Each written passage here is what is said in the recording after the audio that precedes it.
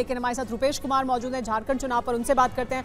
रुपेश, झारखंड में भी लेकिन जिस तरह से मुख्यमंत्री की गिरफ्तारी हुई, फिर वापस कुर्सी पर वापसी कर ली उन्होंने, ये एक बड़ा मुद्दा है जिसे उठाया जाएगा इस चुनाव में। आपके मुताबिक कौन से हैं बड़े मुद्दे? क्या वहां पर भी विश्वासघात या कैसे घेरा गया? वो जाहिर सी बात है, लगातार ये कहते रहे कि उनके साथ राजनीतिक साजिश हो रही है, बीजेपी ये आरोप लगा रही है कि भ्रष्टाचार हुआ है, तो क्या यही है सबसे बड़ा मुद्दा और सबसे बड़ा थीम झारखंड चुनाव का?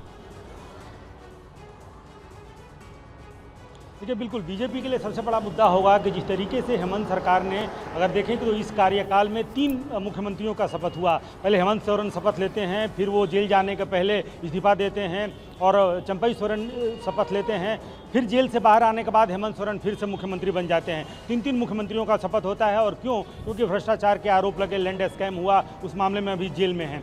बीजेपी के लिए भ्रष्टाचार एक बड़ा मुद्दा होगा। और झारखंड की जो डेमोग्राफी चेंज हुई है, जो कहा जा रहा है, बांग्लादेशी जो घुसपैठ है, जिसको लेकर सांसद से लेकर के और कई वहाँ के विधायकों ने भी बाकायदा चुनाव आयोग को भी पत्र लिखा है कि किस तरीके से यहाँ पर घुसपैठ हुआ है। ये घुसपैठ और भ्रष्टाचार एक बड़ा मुद्दा होगा। दूसरी तरफ हेमंत सोरेन के लिए, उनके सहयोगियों के लिए जो बड़ा मुद्दा होगा वो ये होगा कि सरकार ने जो काम किए हैं, सरकार की जो योजनाएं हैं, इसके अलावा जिसे मुद्दा बनाने की कोशिश की जा रही है, आदिवासी अस्मिता को एक मुद्दा बनाया जा रहा है। क्योंकि जेएमएम को और हेमंत सोरेन को पता है कि पिछली बार भी जो आदिवासी बहुल सीटें हैं या फिर आदिवासी के लिए आरक्षित जो एसटी आरक्षित जो 28 सीटें हैं, उन 28 सीटों में से एक भी भारतीय जनता पार्टी जीत नहीं पाई थी। पिछली बार की अगर बात करें तो पिछली बार मुख्यमंत्री थे रघुवर दास, वो चुनाव हार गए। विधानसभा के अध्यक्ष चुनाव हार गए। भारतीय जनता पार्टी के जो प्रदेश अध्यक्ष थे वो चुनाव हार गए। 4 मंत्री चुनाव हार गए। और इस बहुमत से जो 30 सीटें जेएमएम को मिली,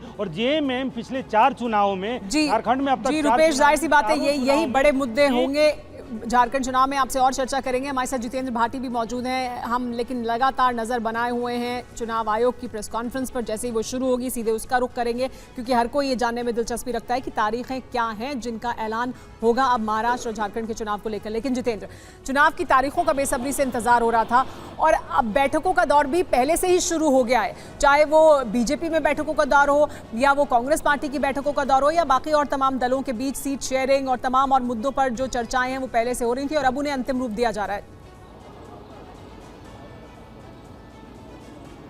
बिल्कुल, देखिए, चुनावी पार्टियां जो हैं वो भी इस मामले को लेकर तैयार थी। जिस तरीके से 26 नवंबर को महाराष्ट्र और 5 जनवरी को झारखंड का जो है विधानसभा का कार्यकाल खत्म हो रहा है, तो ऐसे में ये जो चुनाव है इनके लिए इंतजार किया जा रहा था। लेकिन जिस तरीके से पहले भी इस पर चर्चा हुई है कि हरियाणा और जम्मू कश्मीर के साथ होता था, इस बार अलग हो रहा है। हालांकि आम आदमी पार्टी ने मांग की थी कि जो है दिल्ली का भी साथ में करा लीजिए।